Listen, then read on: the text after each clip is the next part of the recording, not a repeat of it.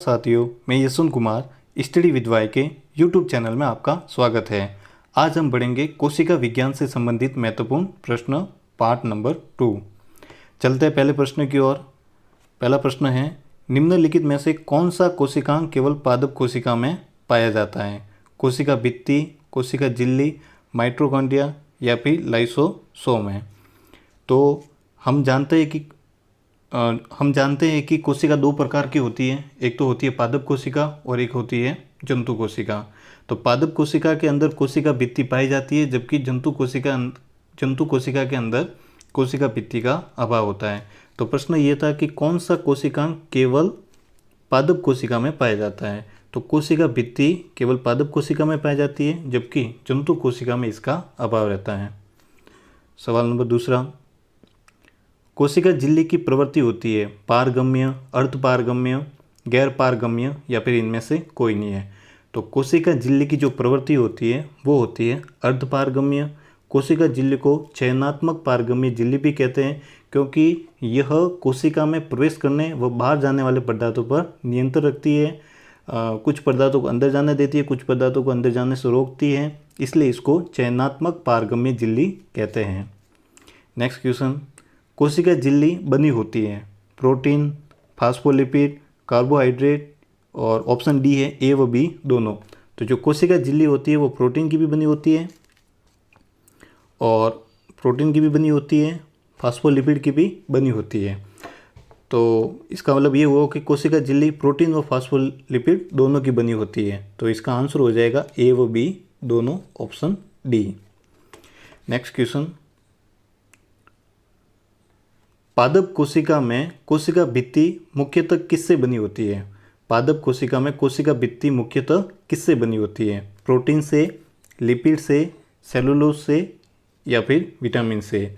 तो पादप कोशिका में कोशिका भित्ति है वो सेलुलोज से बनी होती है। इसके साथ क्या क्या होते हैं? सेलुलोज, हेमीसेलुलोज, पेक्टिन व पॉलीसेकेराइड होते हैं, जिससे कि कोशिका भित्ति बनी होती है।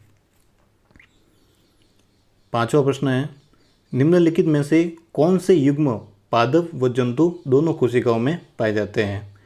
तो इसमें केवल इतना सा याद रखना है कि जो कोशिका भित्ति होती है वो केवल पादप कोशिका में पाई जाती है, जंतु कोशिका में इसका अभाव होता है। अब प्रश्न ये है कि कौन से युग्म पादप और जंतु दोनों कोशिकाओं में पाए जाते हैं। अब कोशिका भित्ति है वो केवल पाई जाती है पादप में, इसलिए ये तो हो नहीं सकता। वापिस जो ऑप्शन बी है उसके अंदर भी कोशिका भित्ति है, इसलिए ये भी आंसर हो नहीं सकता। ऑप्शन सी है वह केंद्रक व लवक है।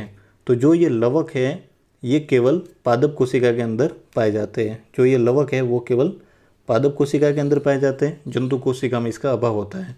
अब सवाल ये था कि कौन से युग्म पादप और जंतु दोनों कोशिकाओं में पाए जाते हैं। तो ऑप्शन राइट हो जाएगा डी, अंतर्द्रव्यीय जालिका और कोशिका कला, यह पादप व जंतु दोनों कोशिकाओं में पाए जाते हैं। चलते हैं नेक्स्ट क्वेश्चन की ओर। छठा सवाल है, जीवन का भौतिक आधार है। जीवन का भौतिक आधार है कोशिका भित्ति, कोशिका झिल्ली, जीवद्रव्य या फिर माइटोकॉन्ड्रिया। तो जीवन का भौतिक आधार है वो है जीवद्रव्य, ऑप्शन सी। नेक्स्ट क्वेश्चन, निम्नलिखित में से कौन से कोशिकांग में श्वसन व ऊर्जा उत्पादन जैसी जैव रासायनिक प्रक्रियाएं होती है? निम्नलिखित में से कौन से कोशिकांग में श्वसन व ऊर्जा उत्पादन जैसी जैव रासायनिक प्रक्रियाएं होती है? माइटोकॉन्ड्रिया में, राइबोसोम में, केंद्रक में या फिर क्लोरोप्लास्ट में? तो माइटोकॉन्ड्रिया के अंदर श्वसन व ऊर्जा उत्पादन जैसी जैव रासायनिक प्रक्रियाएं होती है। अब ऊर्जा उत्पादन कहाँ होता है? माइटोकॉन्ड्रिया में, इसलिए इस माइटोकॉन्ड्रिया को कोशिका का शक्ति गृह कहते हैं या फिर पावर हाउस ऑफ सेल के नाम से माइटोकॉन्ड्रिया को जाना जाता है। नेक्स्ट क्वेश्चन, निम्न में से किस कोशिकांग में झिल्ली नहीं होती है? झिल्ली भी तीन तरह की होती है।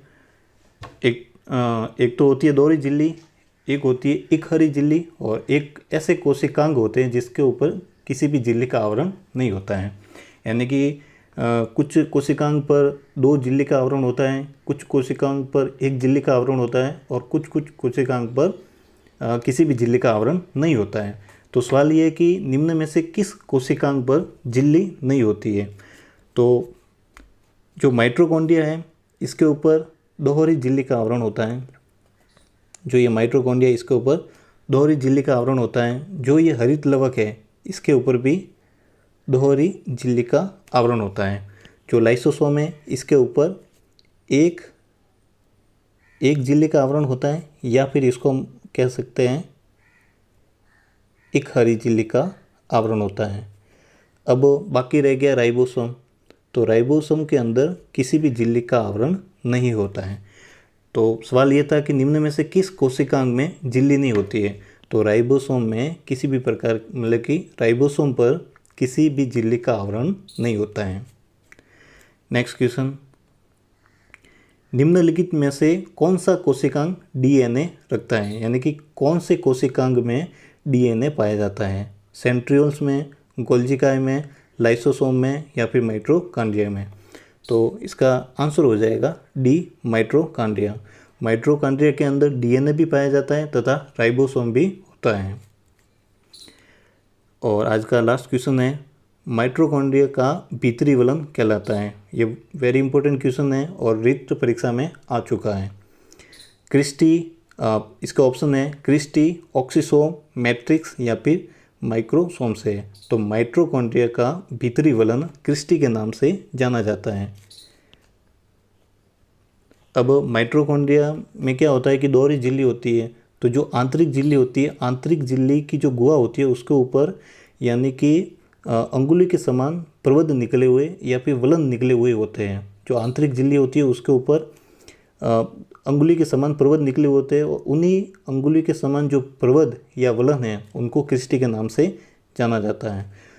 तो आज हमने कुल मिला के 10 प्रश्नों का अध्ययन किया है।